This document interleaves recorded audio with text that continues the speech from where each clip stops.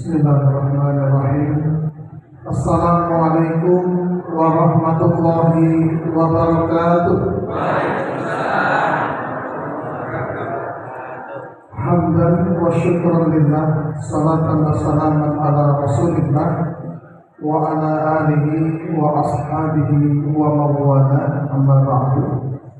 Pertama sekali puji syukur kita pada Allah atas nikmat yang Allah karuniakan kepada kita semua, terutama sekali nikmat iman, nikmat kesehatan dan juga kesempatan, sehingga kita dapat berhadir dan berkumpul di PCM Pulau Belayan Darat ini yang bertindak selaku tuan rumah pada pengajian daerah pimpinan daerah Muhammadiyah Kota Medan yang alhamdulillah diselenggarakan di tempat ini. Kemudian salawat serta salam teruntuk Rasulullah Muhammad Sallallahu Alaihi Wasallam yang senantiasa sebagai umatnya kita menjadikan Rasulullah itu sebagai uswatun hasanah atau suri tauladan yang terbaik bagi segala kehidupan kita. Pertama sekali yang sama kita hormati pimpinan daerah Muhammadiyah Kota Medan, berhadir bersama kita Pak Ibrahim Sekretaris, kemudian juga ada Pak Muzakir, ada Pak Kusnan, ada Pak Albar, dan juga Pak Eka Putra Zakran, dan kemudian yang sama kita hormati tentu saja PDA Kota Medan, ada Ibu Holisani, ada Ibu Sekretaris juga, Ibu Bendahara, dan kemudian juga yang sama kita hormati majelis dan lembaga tingkat Kota Medan yang berhadir, kemudian juga Orton tingkat Kota Medan yang berhadir, kemudian juga PCM se-Kota Medan, ya, PCMA se-Kota Medan, kemudian juga PLM dan PLA se-Kota Medan dan seluruhnya yang barangkali mohon maaf tidak bisa disebutkan satu persatu. Terlebih lagi yang saya hormati terutama tuan rumah PCM Pulau Belayan Darat, ya, dan saya ada pantun ini untuk ini. Si anak dara sedang galau. Cakep. Mungkin masalahnya sangat berat. Daripada sibuk mikirin 4 pulau, mari pikirkan PCM Pulau Belayan Darat. Ini medsos juga ya. Medsos juga. Baik Bapak Ibu sekalian, tema kita hari ini adalah fikih bermedia sosial.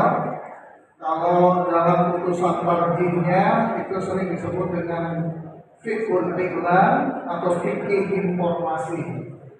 Nah, fikih informasi ini Bapak Ibu dibahas dan sudah diputuskan, bahkan baru saja ditanfiskan ya oleh PP Muhammadiyah.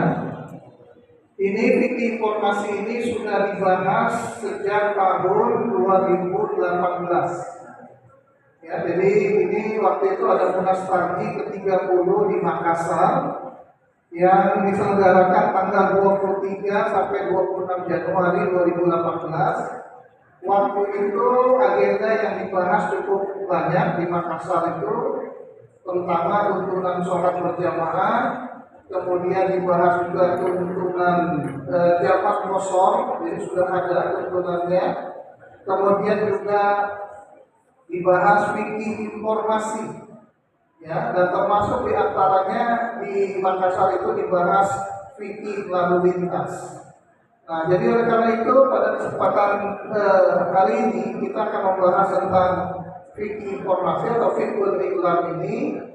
Nah, tentu sebelum saya membahas ini Bapak Ibu dan saudara sekalian, bahwa kita pahami dulu istilah fikih dalam Muhammadiyah. Karena selama ini kita menggunakan kata tarjih. Ya, jadi kalau saya sering sampaikan dalam berbagai kesempatan, tarjih itu sering disebut ada 3 pemahaman. Yang pertama adalah membanding-bandingkan dalil, ya, membanding-bandingkan ayat atau hadis yang kelihatannya bertentangan untuk dipilih yang paling kuat. Kemudian pengertian tarjih yang kedua adalah membandingkan pendapat-pendapat atau kaul-kaul ulama, terutama ulama-ulama mazhab, untuk dipilih yang paling kuat di antara pendapat-pendapat mazhab tersebut. Ini sekaligus membuktikan kepada kita, Bapak Ibu, bahwa Muhammadiyah itu memang tidak bermazhab, tapi tidak anti mazhab. Ya, jadi ada yang mengatakan Muhammadiyah ini kembali kepada Al-Quran dan As-Sunnah tanpa mempertimbangkan turos, tanpa mempertimbangkan pendapat-pendapat ulama-ulama mazhab, dan ini terbantahkan. Jadi seluruh pendapat-pendapat tarjih kita itu tidak terlepas dari pendapat ulama mazhab yang tentu saja kita pilih, Bapak Ibu. Nah, jadi kalau dikatakan Muhammadiyah tidak bermazhab, betul, Muhammadiyah tidak bermazhab. Tetapi seluruh pendapat-pendapat ulama mazhab itu menjadi pilihan-pilihan kita dalam memutuskan segala keputusan hukum.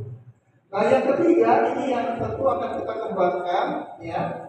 Tarjih itu bermakna merespon setiap persoalan sosial kemasyarakatan dengan pendekatan agama Islam. Nah, ini pengertian tarjih yang ketiga. Ya, jadi merespon setiap persoalan-persoalan sosial kemasyarakatan dari sudut pandang agama Islam.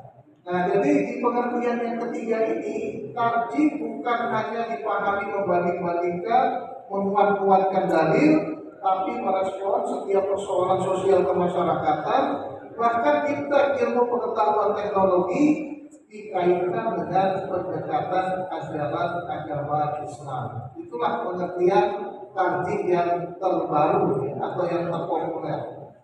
Nah, maka oleh karena itu dalam manhaj tarjih itu sekarang Muhammadiyah itu lebih sering menggunakan istilah fikih.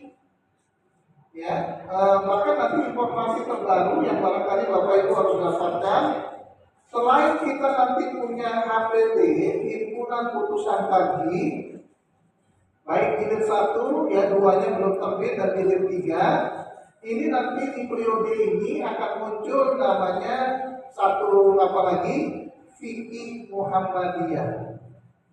Ya, jadi kita akan punya fikih Muhammadiyah, dan ini sudah disusun oleh Majelis Tarjih Pimpinan Pusat Muhammadiyah, dan saya dapat informasi langsung dari Sekretaris Ustaz Muhammad Rafiq Muzdakir, ya, bahwa nanti Muhammadiyah di periode ini selain punya himpunan putusan tarjih, kita punya namanya fikih Muhammadiyah. Nah, berkaitan dengan fikih Muhammadiyah ini yang tadi pengertian yang ketiga, ternyata memang sekarang hampir sebagian besar putusan-putusan terbaru sejak tahun 2000 ke atas sampai sekarang itu selalu menggunakan kata fikih. Selalu menggunakan kata fikih. Ya, ada fikih tata kelola, ada fikih air tahun 2014, fikih tata kelola tahun 2010 di Malang, Jawa Timur. Kebetulan saya waktu itu hadir dan menjadi salah satu peserta munas. Kemudian ada fikih seni budaya, itu juga 2010. Kemudian ada fikih fikih keluarga sakinah 2014 di Palembang. Ya, itu kerjasama antara Majelis Tarjih dengan PP Aisyah. Kemudian ada fikih kebencanaan 2015 di Yogyakarta, fikih, karena kalimatnya pakai fikih. Kemudian ada di 2018 fikih lalu lintas. Kemudian ada fikih informasi. Kemudian di 2021 ada namanya fikih difabel. Ya, fikih difabel atau manusia berkebutuhan khusus. Kemudian di 2021 atau 2022 Munas Tarjih juga dibahas juga di situ tentang fikih terminasi. Ya, fikih terminasi dan tadinya mau dibahas juga fikih lansia, tapi nggak jadi. Ya, nah dibahas fikih terminasi. Terminasi itu Bapak Ibu adalah kalau yang dari dunia kedokteran pasti paham bahwa ada orang yang sudah divonis mati dan kemudian dia minta mati. Ya, baik itu minta matinya atas pribadi yang sakit sendiri atau keluarganya. Dalam hukum kedokteran itu sering disebut dengan eutanasia. Nah, itu dibahas oleh majelis tarji dengan fikih terminasi. Ya, jadi ada yang orang sekarang minta mati karena nggak ada biaya lagi untuk biaya rumah sakit, sudah habis, dia minta disuntik mati oleh dokter. Nah, kemudian ada juga yang keluarganya minta, udahlah dok, suntik mati aja lah, udah habis biaya kami dan sebagainya. Nah, sesuai dengan hukum Islam itu tidak dibolehkan karena eutanasia ada dua, ada yang aktif, ada yang pasif. Yang aktif itu yang tadi minta disuntik mati, tapi yang pasif itu adalah tidak lagi pakai obat-obatan, tidak lagi pakai alat-alat bantu medis, dia dibiarkan saja, artinya menunggu kematiannya, ya sampai akhirnya nyawanya terlepas dari jasad. Nah, itu namanya euthanasia pasif, dan itu sudah dibahas dalam fikih terminasi. Nah, ini nanti akan banyak lagi nih nanti istilah fikih, dan saya ingin sampaikan pada Bapak Ibu bahwa sejak tahun 2005, 2010 itu Profesor Samsul Anwar, Ketua Majelis Tarji kita, sudah membuat konsep baru namanya fikih Muhammadiyah. Ya, jadi konsepnya ini Bapak Ibu adalah ada dua metode. Pertama, metode asumsi hierarkis. Ini mungkin perlu saya beri penjelasan dulu. Ada metode asumsi hierarkis, ada metode asumsi integralistik. Ini memang bahasanya agak sulit. Jadi metode asumsi integralistik itu artinya apa? Seluruh dalil-dalil itu dikumpulkan, baik yang menyangkut persoalan yang akan dibahas pada saat itu, atau yang dalil-dalil yang tidak ada hubungannya tapi bisa dipahami seperti itu. Nah, ini namanya metode integralistik. Nah, sikap fikih itu kan begitu, dikumpulin dalil-dalil, ya baik yang sahih, yang mudha'if, yang aman, semua dikumpulin. Nah, yang kedua ada metode hierarkis. Asumsi hierarkis itu apa? Metode yang menunjukkan bahwa agama ini terdiri dari norma-norma. Ya, jadi norma-normanya itu pertama ada norma al-qiyam al-asasiyah, ya norma-norma dasar. Ya, itulah prinsip-prinsip dasar Bapak Ibu dalam ajaran Islam dari Al-Quran, dari Sunnah apa? Prinsip tauhid, kemudian persamaan, kemudian maslahah, kemudian prinsip-prinsip yang ada di ajaran Islam itu adalah keadilan. Nah, itu semua prinsip-prinsip dan ini akan dijadikan landasan dalam membangun fikih Muhammadiyah itu tadi. Nah, nanti fikih informasi itu apa saja kaidah dasarnya, al-qiyam al-asasiyahnya. Nanti kita akan lihat apa saja dasarnya di situ. Nah, kemudian yang kedua ada prinsip-prinsip umum diturunkan lagi. Ya, prinsip-prinsip umumnya. Misalnya saya ambil contoh nih Bapak Ibu, kasusnya dalam kasus musik ya. Nah, dalam kasus kepemimpinan misalnya, dalam kasus kesetaraan. Nah, dalam prinsip dasar itu ada namanya persamaan. Nah, ketika ada prinsip persamaan, ketika diturunkan prinsipnya apa yang ada di situ? Nah, ternyata ada persamaan derajat antara pria dan wanita. Di situ disebutkan prinsipnya. Nah, turunannya lagi apa? Dari fikih yang tadi disebutkan ada namanya ahkam al-fardhiyah. Nah, itu adalah prakteknya. Apa itu? Misalnya dibolehkan seorang perempuan menjadi pemimpin misalnya, atau ada kesetaraan dalam proses kepemimpinan. Nah, inilah metode fikih fikih yang dibangun oleh Muhammadiyah.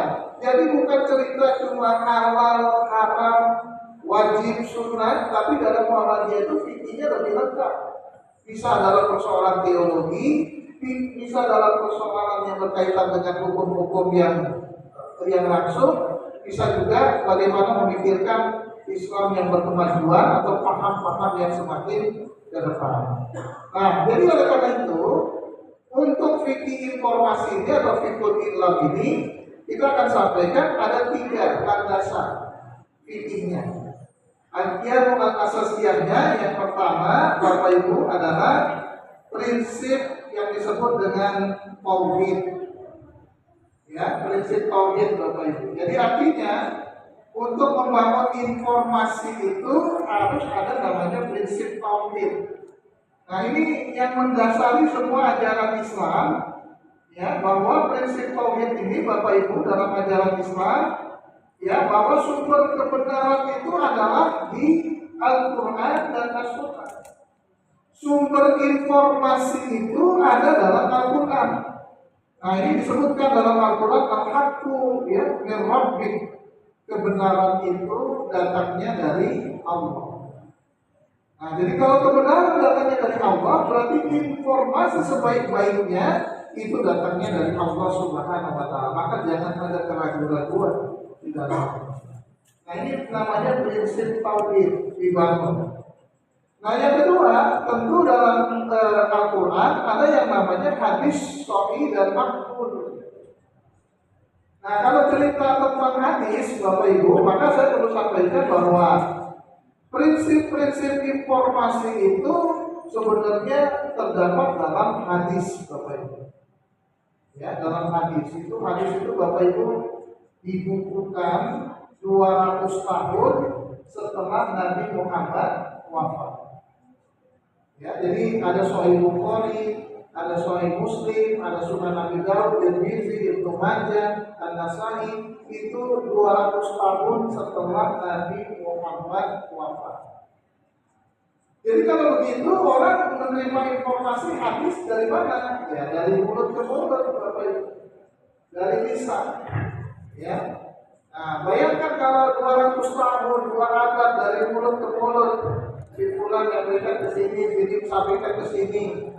Nah, itu pasti akan terjadi yang namanya distorsi, penyimpangan informasi. Ada yang bersambung, ada yang tidak bersambung. Nah, maka dalam prinsip pewartaan atau pencarian informasi, ilmu hadis itu sangat digunakan dalam mencari informasi tadi. Nah, kita lihat nih misalnya untuk menilai seorang perawi. Nah, itu dua kriteria, perawinya harus bagaimana? Misalnya pertama, akhlaknya baik. Kemudian perawi itu Islam, ya, nggak boleh yang kafir. Kemudian waktu meriwayatkan usianya sudah di atas balik, bukan anak-anak lagi. Itu syarat-syaratnya untuk menyampaikan berita, informasi. Nah, sampai nanti ada kriteria pembagian sahih, dhaif, maudhu dan sebagainya. Ini menunjukkan bahwa untuk mendapatkan hadis itu sahih itu harus ada penelusuran yang panjang tentang riwayat informasi tersebut. Nah, inilah hadis itu. Maka dalam fikih informasi itu disebut dengan prinsip tauhid. Ya, jadi kebenaran itu datangnya dari 2 sumber, Al-Quran dan As-Sunnah. Nah, yang kedua, prinsip dasar dari kaidah informasi itu adalah akhlakul karimah. Nah, ini juga Al-Quran sudah sepakat itu. Innama bu'istu liutammima makarimal akhlak. Jadi prinsip yang kedua yang sangat mendasar yang harus ada dalam informasi itu adalah akhlakul karimah. Jadi dalam menyampaikan informasi itu harus berlandaskan kepada akhlakul karimah. Apa? Yang pertama, informasi itu harus disampaikan secara sejujur-jujurnya. Ya, tidak boleh ada pembohongan di situ. Atau sering disebut dengan hoax, ya. Kalau meminjam istilah Profesor Mukti, ada namanya antara yang hak dan yang hoax. Jadi yang hoax itu ya itu kebohongan. Jadi menyampaikan informasi itu harus jujur, ya harus apa adanya. Kemudian yang kedua, prinsip akhlakul karimah itu adalah adil. Ya, adil itu artinya apa? Penyampaiannya berimbang. Ya, artinya disampaikan siapapun yang menyampaikan itu harus menjadi perhatian kita. Maka ada pepatah Arab menyebutkan di bukan hadis ya. Ya, unzur maqala wala tanzur maqala. Ya, lihatlah apa isi pembicaraannya, tapi jangan lihat siapa yang berbicara gitu ya. Ada istilahnya begitu. Jadi esensi isi beritanya juga harus jadi perhatian, tapi yang berbicara pun juga harus kita lihat juga. Nah, kemudian ada prinsip tabligh. Informasi itu harus disampaikan, tidak boleh disembunyi-sembunyikan. Makanya kita ada majelis tabligh.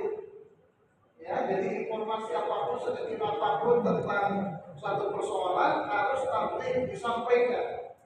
Jangan ditutup-tutupi. Ya, kecuali memang yang harus ditutupi karena yang namanya jujur kali juga nggak boleh Bapak Ibu. Ya, misalnya dalam konteks ada orang terlalu jujur sekali bilang masakan istrinya asin, misalnya. Ya, dia terang-terangan bilang asin masakan kamu.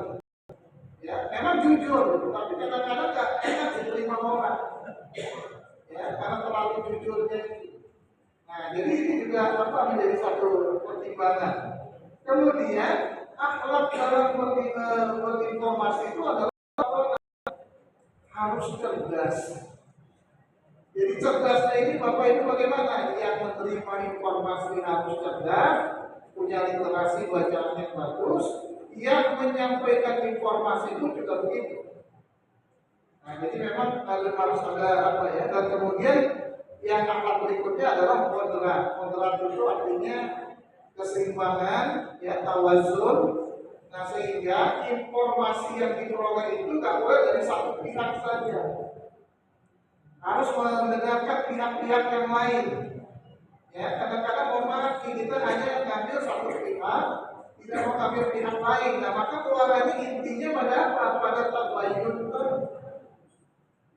Nah, baru-baru ini Bapak Ibu di PDN Kota Medan kami ada rapat pada satu malam. Ya mungkin ada yang paham lah ya, yang tahu. Kami ingin mengklarifikasi karena sifat dari informasi itu sebenarnya adalah tabayun, memastikan apa yang menjadi pembicaraan di grup-grup WhatsApp itu benar atau tidak. Ya, maka nggak boleh kita mendengarkan satu harus pihak yang lain. Ya, dan caranya tentu harus kepada orang yang dituduhkan itu. Kita panggil. Ya, kalau lembaga-lembaganya. Nah, masa kita sampaikan ada informasi menyampaikan bahwa salah satu ketua dari Muhammadiyah itu berpaham salafi. Jadi kita tanya betul-betul, ya apakah itu cuma hoax saja atau cuma apa saja, dan langsung kita tanya kepada yang bersangkutan yang memang orangnya yang dituduhkan itu kita panggil, dan ternyata setelah diklarifikasi langsung mengatakan betul saya salafi. Begitulah prinsipnya. Jadi jangan pernah nanti kita menerima informasi ya termasuk mohon maaf Bapak Ibu dalam rapat-rapat kita, dalam rapat-rapat di di BDN atau di masing-masing, ya kalau ada persoalan-persoalan yang muncul dari cabang, gratis itu semuanya kita ada informasi dari satu sini saja, dari sini saja, kumpulin informasi itu betul-betul sampai kita punya keyakinan baru diputuskan. Nah, inilah prinsip-prinsip informasi. Jadi nggak dengar dari satu pihak bilang begini karena kawannya, karena temannya, ya karena ada hubungan emosional. Nah, inilah yang nggak sesuai dengan prinsip syariah kita atau prinsip akhlakul karimah. Nah, maka harus kita tanya. Nah, ketika itu sudah diputuskan, Bapak Ibu, sudah diputuskan, sudah mengumpulkan barang-barang yang sangat lengkap, ya, itu kan kita berijtihad di situ. Maka seperti kata Prof. Haidar itu, saya kemarin ada bagus, TikToknya bagus sekali. Kata Prof. Haidar, kalau keputusan sudah diambil oleh pimpinan perserikatan dengan kolektif kolegial, ijtihad jama'i, maka bertawakallah, serahkan pada Allah dan insya Allah akan dapat rahmatnya. Nah, dia mengatakan paskan itu gak akan bisa kita rasakan Bapak Ibu kalau gak kita langsung amalkan. Tapi kadang-kadang ada putusan-putusan yang kita terima itu gak sesuai dengan selera pribadi kita. Jadi di Muhammadiyah ini kita bukan pakai selera pribadi, pakai keputusan yang acuan yang sudah dibuat oleh pimpinan pusat, sudah disusun sedemikian rupa. Bahkan semua ijtihad kolektif, ijtihad jama'i. Nah, tinggal kita semua masing-masing DNA-nya adalah ikhlas. Ketika ikhlas itu sudah kita bangun, keputusan apapun yang muncul, samina wa ata'na. Bukan samina mina itu beda ya, waktu-waktu. Nah, kemudian yang ketiga, nilai-nilai kaidah-kaidah informasi itu dari prinsip dasarnya adalah al-maslahah. Jadi Bapak Ibu, kalau kita ingin menyampaikan informasi, men-share informasi, memproduksi informasi, menyampaikan, maka yang pertama ini kira-kira kita pikirkan dulu, informasinya ini punya manfaat nggak untuk orang banyak. Informasinya ini malah menimbulkan dampak buruk kan? Dikaji dulu. Jadi sebelum kita nge-share, sebelum kita menyampaikan sesuatu, ini bakal berdampak kan ke depan. Nah, ini yang disebut dengan unsur maslahah itu. Nah, inilah prinsip-prinsip dasar dalam fikih komunikasi, fikih informasi yang mendasari dari semua cara berinformasi. Nah, cuma saya ingin sampaikan pada Bapak Ibu bahwa fase-fase perkembangan dalam menyampaikan informasi itu pun juga mengalami perkembangan. Contohnya Bapak Ibu ada 4 fase. Jadi ada namanya fase kuno.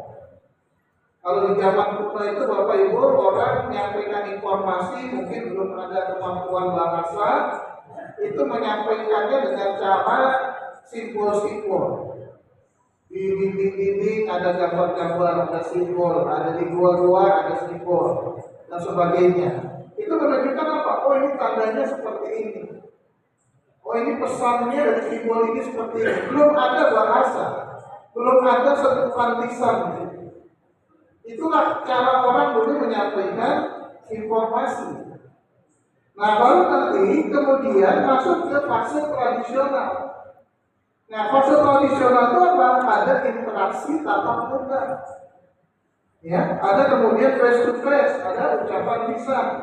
Nah, misalnya ini pada fase-fase di zaman Nabi Muhammad SAW. Ini fase tradisional. Jadi bayangkan Bapak Ibu, Nabi itu ngirim surat dakwah ke Ratu Persia, ke berbagai negara, itu baru sampai berbulan-bulan baru dibaca pesannya. Ya, dulu sudah dikenal namanya surat menyurat. Ya, sudah dikenal namanya informasi lewat lisan. Seorang Bukhari ingin memastikan itu hadis Nabi, maka dia harus berjalan berbulan-bulan berjumpa dengan sang perawi tersebut untuk memastikan kalimat itu betul-betul ada dari Nabi Muhammad SAW. Nah, itu namanya tradisi face to face, lisan. Masih sangat sederhana, ya, informasi bisa sampai. Nah, kemudian pada fase modern munculnya sistem penyiaran.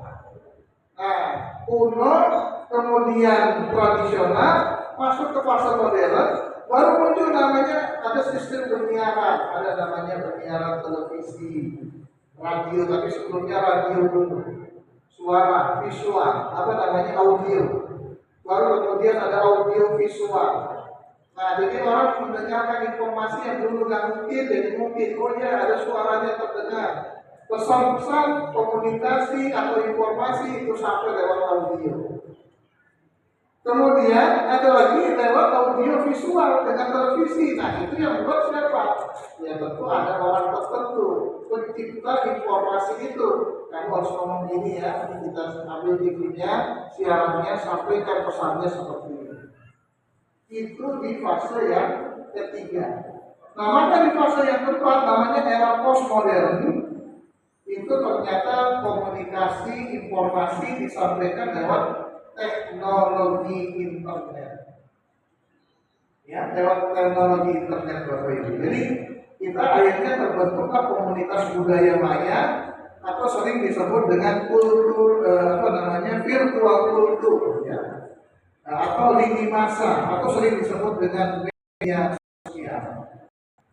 Kalau dulu muncul-muncul itu pada satu kelompok tertentu, pada daerah tertentu, maka dengan adanya media sosial ini kita bisa menembus ruang batas waktu.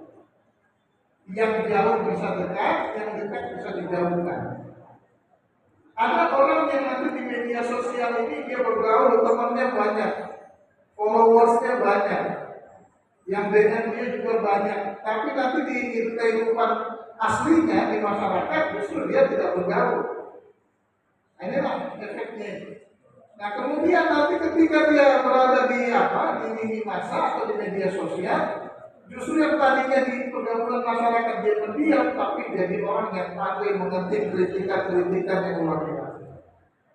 Nah, inilah memang luar biasanya media ini, sehingga kita muncul namanya kampung baru atau dunia baru, bukan saja dunia nyata, tapi ada juga yang disebut dengan dunia maya. Nah, maka dengan dunia maya ini informasi jadi berseliweran yang kemana-mana, nggak terarah lagi. Ya, sumber informasi itu bisa dari orang lain, bisa juga dari kita yang menciptakan informasi itu sendiri. Ya, mau kita bentuk kayak apa informasi itu kita buat. Aku ingin menciptakan kesan diriku ini seperti ini. Dibuatnya, di-share-nya. Aku ingin menciptakan seperti ini. Inilah media massa itu. Ya, atau media sosial itu. Nah, maka yang sering disebut dengan media sosial itu, ya itulah tadi ada FB ya dengan Facebook, kemudian juga menggunakan Twitter, kemudian WA, Instagram, bahkan Indonesia menurut catatan ya Facebook terbesar di dunia setelah Amerika. Ya, jadi nomor 2 di dunia yang paling banyak menggunakan Facebook adalah Indonesia. Ya, untuk Instagram atau Twitter kita nomor 3 setelah Jepang dan India. Nah, ini satu hal yang barangkali perlu kita sampaikan bahwa ternyata memang itulah dalam penyampaian kita. Jadi ada yang istilahnya disebutkan bahwa dalam itu ternyata kita termasuk yang paling masif di dunia dalam menggunakan medsos atau media sosial itu tadi. Jadi oleh karena itu kita masuk ke tahapan yang kedua. Kalau prinsip dasarnya sudah muncul, sudah ada, nah itu apa yang lantas kita gunakan yang kedua yaitu ya, maka yang kedua adalah ada namanya prinsip umum Bapak Ibu. Nah, prinsip umumnya apa? Yang perlu kita perhatikan untuk media sosial. Yang pertama, pemberitaan yang terbuka dan transparan. Ini nanti bahannya Bapak Ibu silakan lihat di sudah bisa di grup WhatsApp ya, di grup kita itu ada namanya Viki informasi hasil berita resmi Muhammadiyah berkaitan dengan KHGT. Kalau nggak salah ada banyak disebar. Nah, ini saya hanya menyampaikan prinsip-prinsipnya saja. Jadi prinsip pemberitaan yang terbuka dan transparan itu bagaimana informasinya yang disampaikan. Kalau Bapak Ibu ingin share sesuatu, menyampaikan informasi harus betul-betul terbuka dan transparan. Ini prinsip pertama. Yang kedua, selektivitas dan kehati-hatian, ikhtiar. Apa maksudnya? Kalau ini ceritanya menyangkut pribadi seseorang, nah jangan dulu diceritakan. Ya, jangan langsung main di medsos itu langsung cerita kepada tunjuk pribadi orang.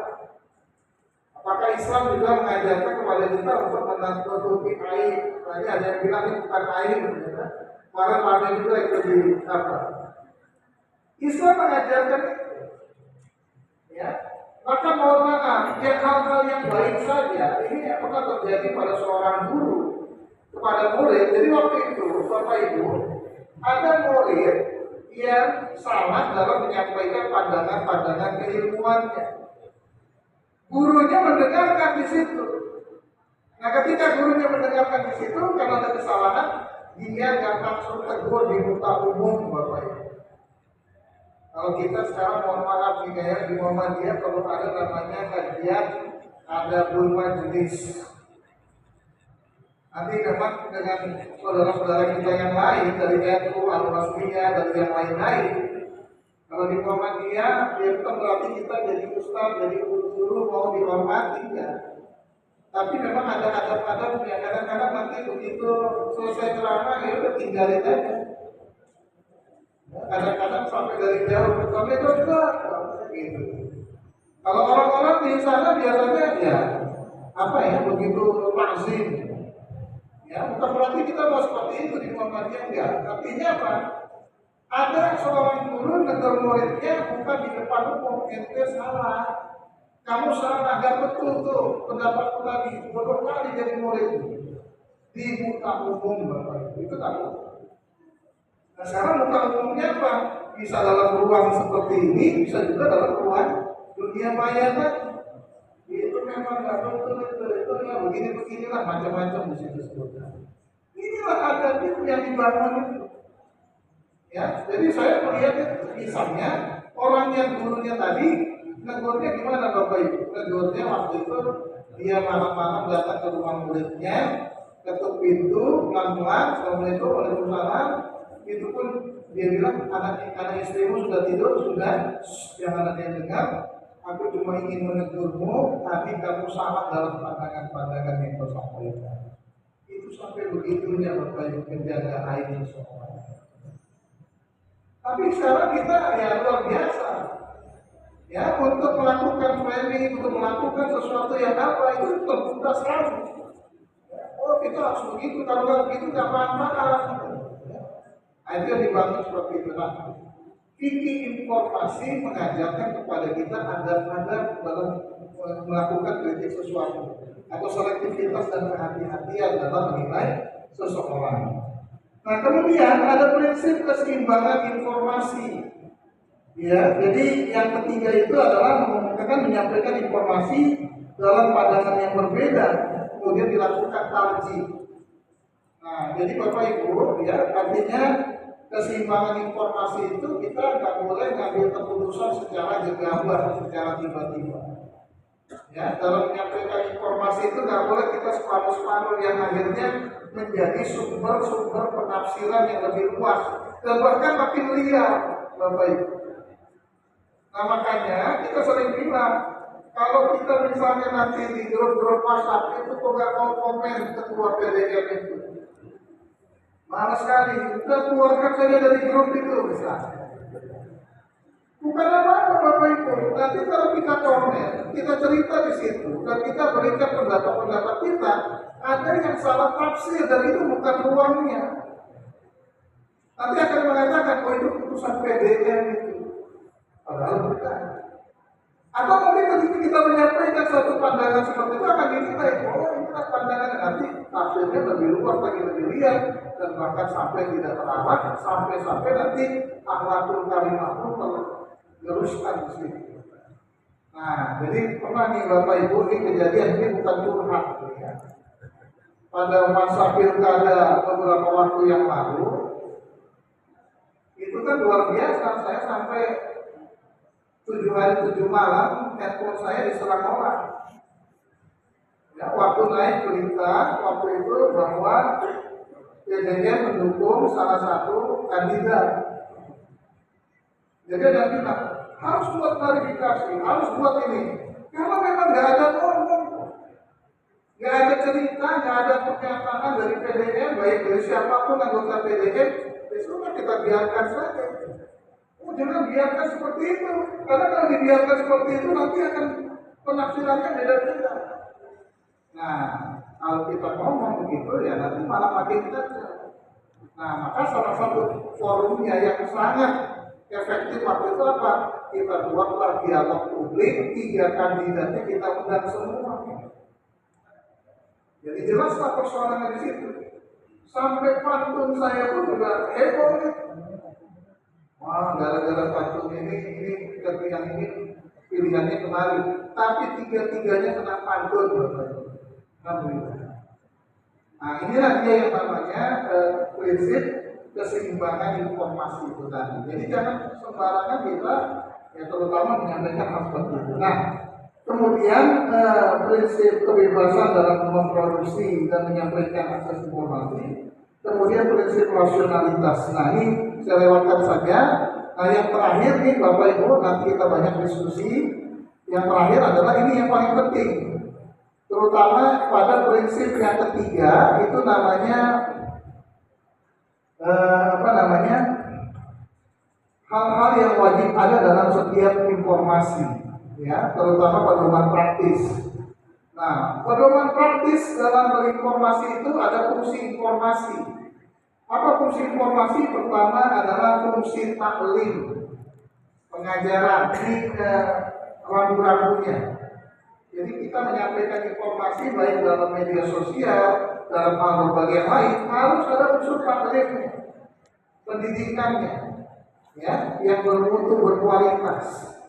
Tapi sekarang kan mohon maaf Bapak Ibu, di zaman yang serba bebas seperti ini, orang sering buat konten dan kontennya kadang-kadang tidak menjaga marwah seseorang atau marwah keluarga. Mohon maaf ini ya, saya lihat juga kadang-kadang konten suami istri, ya, misalnya cerita-cerita tentang malam pertama, itu dikontenin, diceritakan. Misalnya mohon maaf, saya pernah lihat, mohon maaf ya Bapak Ibu, ada seorang suami yang sudah seminggu misalnya istrinya haid, ya, ditaruhnya handphonenya di dekatnya, halo apa ya, gimana aja lo, gitu misalnya, tanya begitu. Itu dibuat-buat kayak gitu, tapi kan sebenarnya sangat apa ya, tidak sesuai dengan apa, dan itu banyak diumbar-umbar di publik, di media. Nah, ini yang membuat orang jadi apa? Ya, nah, ini salah satunya. Nah, kemudian fungsi yang kedua adalah at-tanwir. Fungsi informasi itu adalah pencerahan. Nah, bagaimana setiap informasi yang kita sampai itu harus memberikan pencerahan. Kemudian taubih, klarifikasi atau penjelasan. Jadi jangan biarkan informasi itu simpang siur, ya, ada harus penjelasannya. Tapi insya Allah jangan lewat media yang ini, ya. Sarana terbaiknya adalah lewat mekanisme surat atau rapat. Kalau kita di organisasi, ya, bukan dengan medsos itu. Sampai seperti bilang namanya jamaah WhatsApp-nya, ya. WhatsApp-nya, ya. Nah, kemudian selanjutnya yang terakhir ini yang paling penting bagi kita, hal-hal yang wajib ada dalam informasi, ya. Nah, misalnya apa nih, hal-hal yang tidak boleh ada dalam berinformasi. Pertama, dusta atau kebohongan. Ya, jadi insya Allah Bapak Ibu, kita dengan adanya prinsip-prinsip informasi ini adalah jangan membuat berita-berita yang penuh dengan kebohongan atau hoax, ya, karena itu nanti akan ada efeknya bukan hanya dunia tapi juga akhirat. Yang kedua, hal yang tidak boleh ada dalam informasi itu adalah mencari aib kesalahan, ya, kecuali untuk tujuan yang dibenarkan, ya. Wala tajassasu wala yaftab ba'dukum ba'dha. Janganlah kamu mencari-cari kesalahan. Dalam Al-Quran surat Al-Hujurat ayat 12 itu, ya, kemudian janganlah kamu menggibah. Ghibah itu apa Bapak Ibu? Dari kata, ada hubungannya dengan kata ghaib. menceritakan seseorang ketika orang itu tidak ada di sekitar kita. Itulah namanya ghibah. Nah, tapi kalau ada di sekitar kita, di hadapan kita, itu namanya kritik. Ya, kita sampaikan langsung. Tapi orangnya nggak ada, baru kita ceritain. Nah, biasanya yang diceritakan itu yang buruk-buruk, yang jelek-jelek. Zikruka akhaka bima yakrahu. Kamu menceritakan tentang saudaramu, yang kalau saudaramu dengar, dia pasti tidak suka dengan kalimat pembicaraan itu. Itulah namanya ghibah. Nah, jadi kalau kita mau ngomongin orang, ya, dia dengar dia nggak suka omongannya, itu ghibah. Tapi kalau menceritakan tentang kebaikan orang, ya, itu bukan ghibah, namanya ghibah. Ya, ghibah dan sebagainya. Nah, jadi mencari aib kesalahan itu ya kecuali yang dibenarkan. Apa misalnya Bapak Ibu untuk pasangan suami istri yang berada di pengadilan untuk memutuskan segala persoalan hukum, memastikan, maka dia boleh menceritakan keburukan pasangannya. Ya, kenapa? Karena ini dalam rangka memutuskan persoalan. Contohnya apa?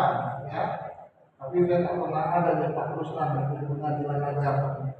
Ada dulu kasus di pengadilan agama, seorang laki-laki suami mengatakan dia katanya kena KDRT. Setahu saya, Bapak Ibu, orang yang KDRT, kekerasan dalam rumah tangga itu ya perempuan, ini kok laki-laki. Kenapa Bapak kena KDRT? Maksudnya Bapak kena kekerasan dalam rumah tangga? Iya, saya mau minta cerai sama istri saya.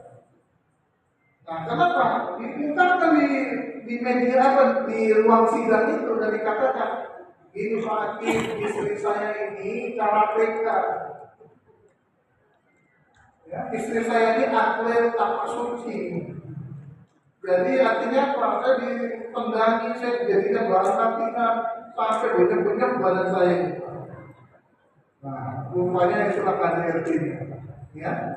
Nah, jadi menceritakan itu boleh di depan hakim untuk memutuskan, atau seorang istri disakiti, disuruh rokok, dia kan semua. Artinya apa? Nggak ada masalah supaya jangan nanti akhirnya putusannya malah punya efek yang buruk kepada pasangan itu. Nah, itu boleh. Ya.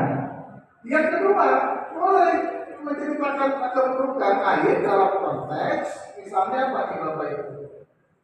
Ya, supaya jangan ada korban berikutnya. Ini kan ada nih Bapak Ibu, kita pernah jadi korban orang masalah uang dan sebagainya. Tiba-tiba ada saudara kita, ada keluarga kita yang lain yang ternyata bakalan jadi korbannya juga. Terus kita sampaikan hati-hati dengan orang itu. Ini kami sudah korban yang kesekian, kok jangan jadi korban berikutnya. Nah, artinya semua ghibah itu bukan dilarang. Ada beberapa ghibah yang memang tidak dibolehkan. Nah, maka prinsip-prinsip dalam berinformasi yang tidak boleh itu adalah mencari dari kesalahan itu tadi.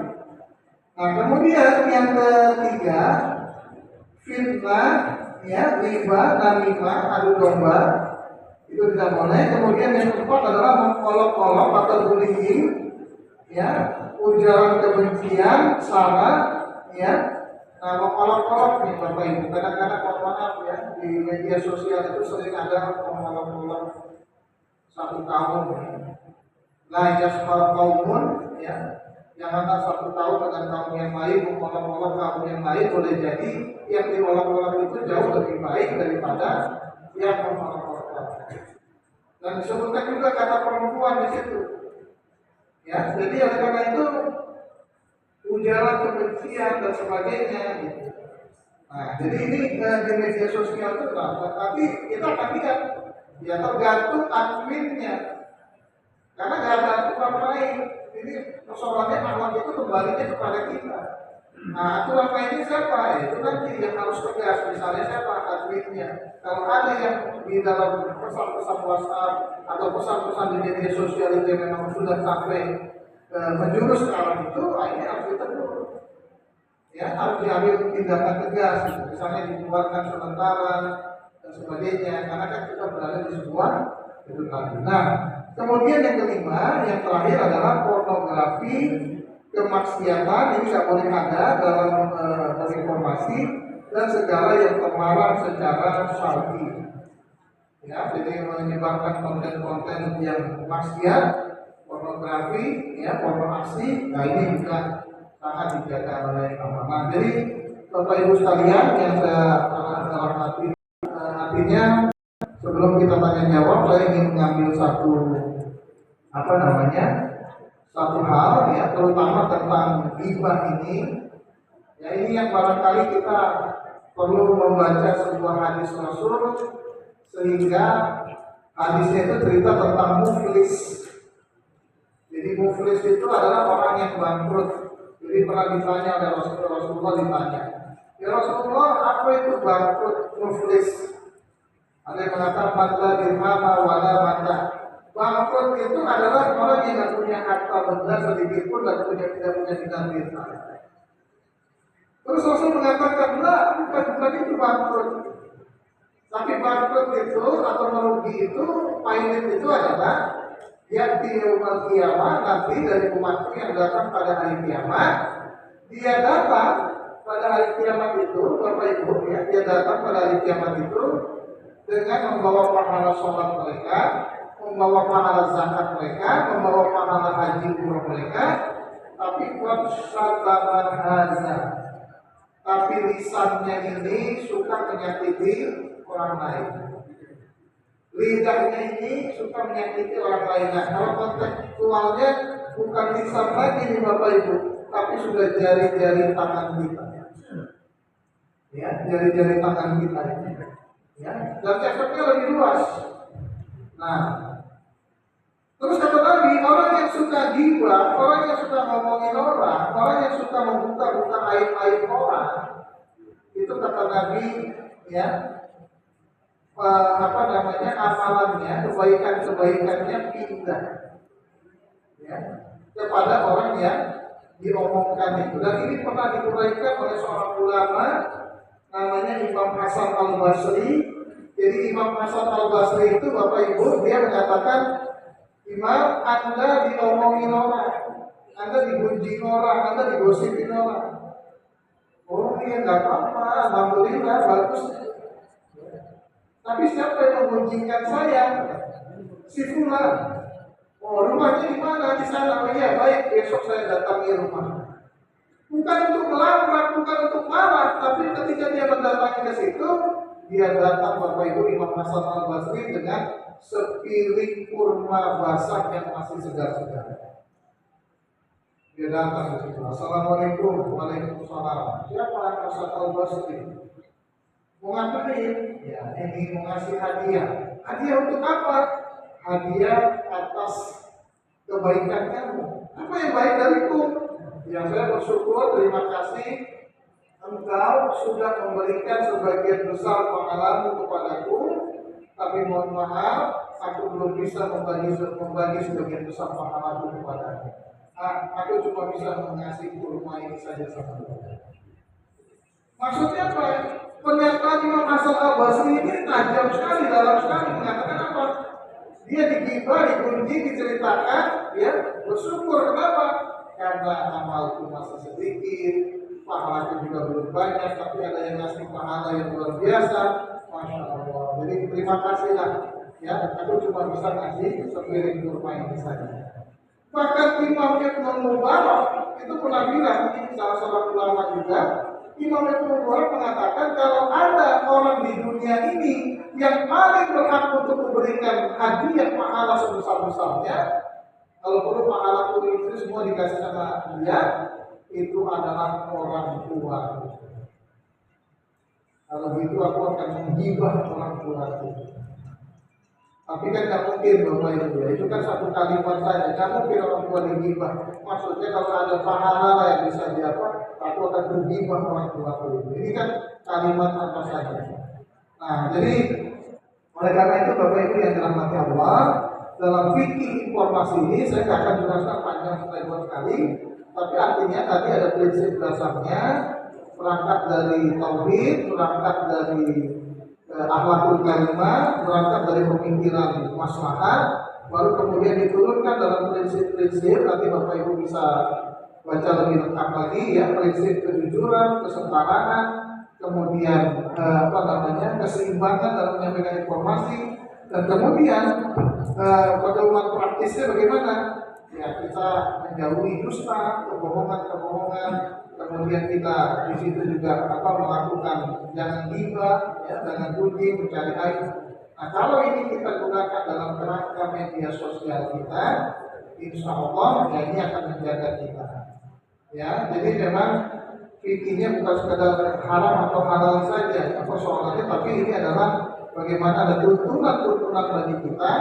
Nah, terutama mohon maaf di grup kita Sufian Musdam sudah bisa kira-kiranya kita buat penyampaiannya yang terbaik lah. Ini bukan, mohon maaf, kajian pada hari ini bukan sifat reaktif, bukan ya, tapi memang mungkin persoalannya pas saja untuk kita bahas karena tadi kan mau bahas Palestina.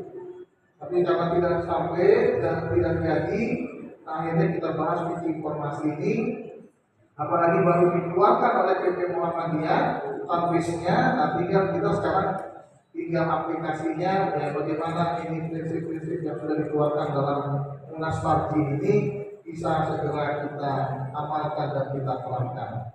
Nah, terakhir sebelum kita diskusi tanya jawab, saya ingin sampaikan ada satu kisah barangkali jadi renungan bagi kita bersama, ada hubungannya dengan ini. Kisahnya adalah Bapak Ibu, ada seorang murid yang sering menggunjing gurunya, ya. Jadi gurunya digunjing dia di masjid, diceritain dia aib-aibnya, sehingga satu sekolah itu, satu pesantren termasuk murid yang lain membenci si guru itu. Nah, suatu ketika timbullah kesadaran dari si murid tadi, dia merasa menyesal, dia datangi sang si guru itu dan dia minta maaf.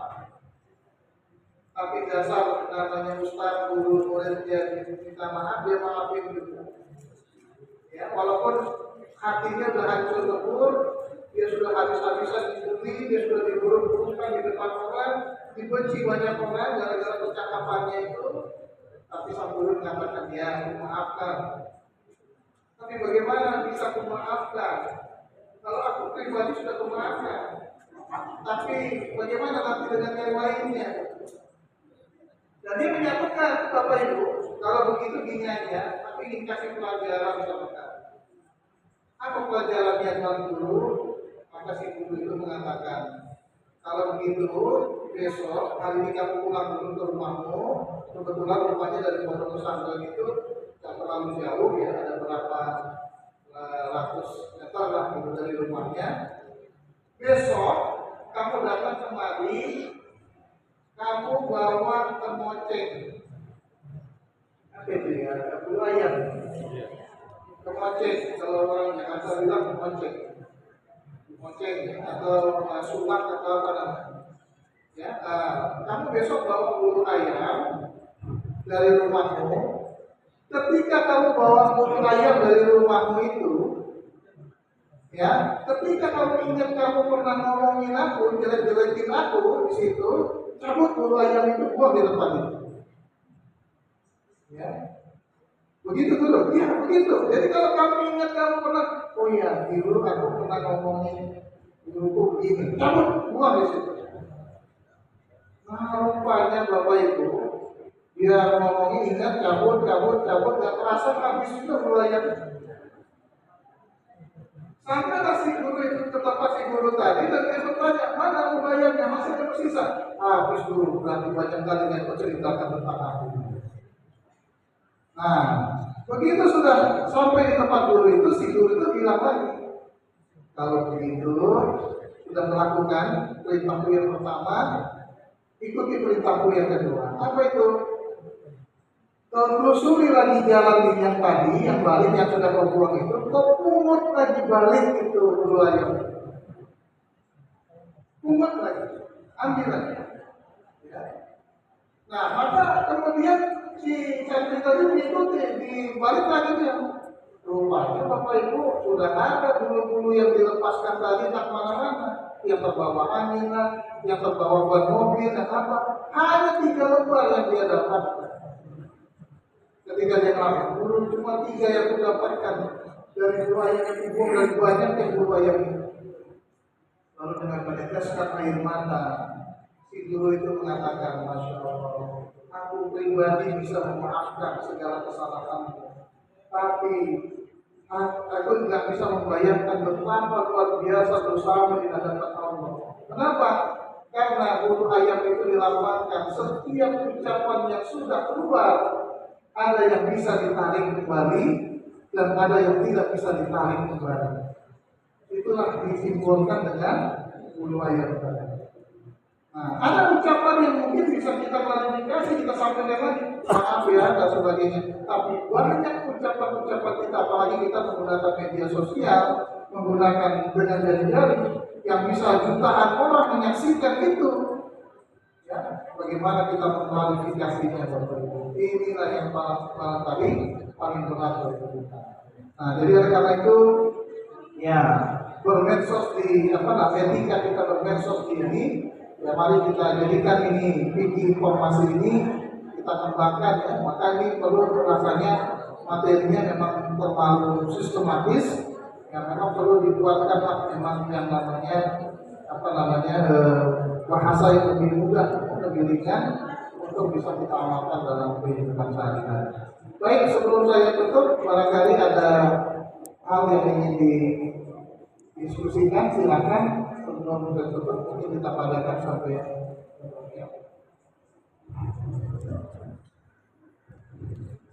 Terima kasih. Assalamualaikum warahmatullahi wabarakatuh.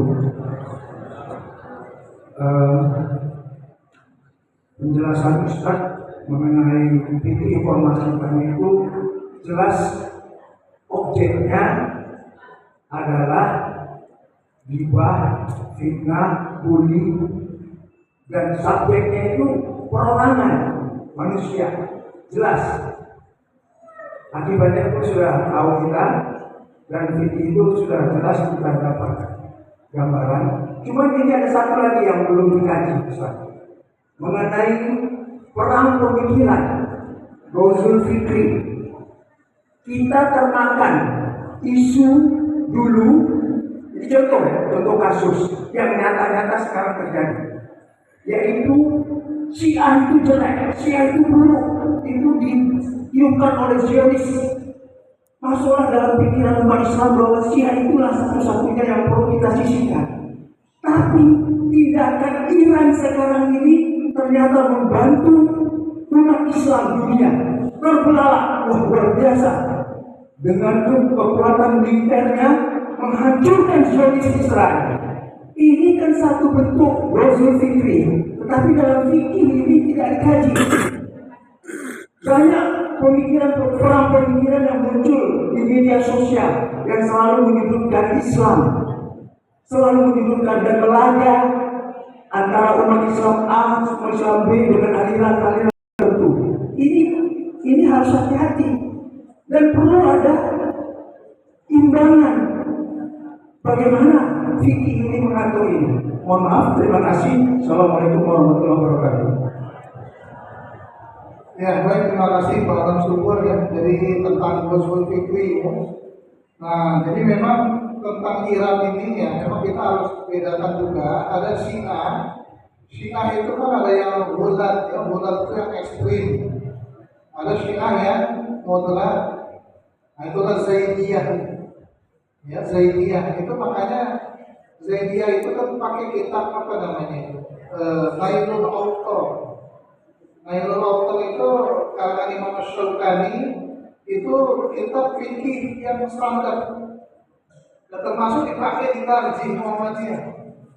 Jadi kalau kita lihat putusan tadi, lihat di kitab Nailul Autor, itu yang nulis orang Syiah Zaidiyah.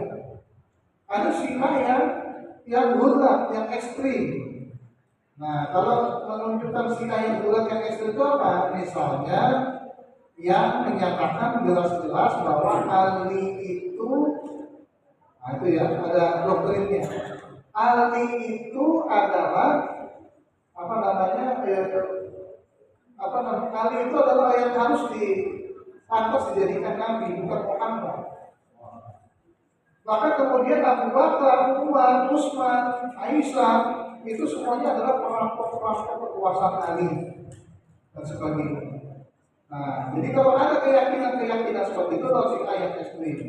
Nah, cuma persoalannya adalah ketika kita melihat dalam konteks secara umum muamalah, ya walaupun mungkin dari sisi akidahnya kita mungkin belum bisa menerima itu dan sebagainya, tetapi paling tidak ya bagaimana dia mensikapi persoalan terhadap Israel kemudian melakukan itu.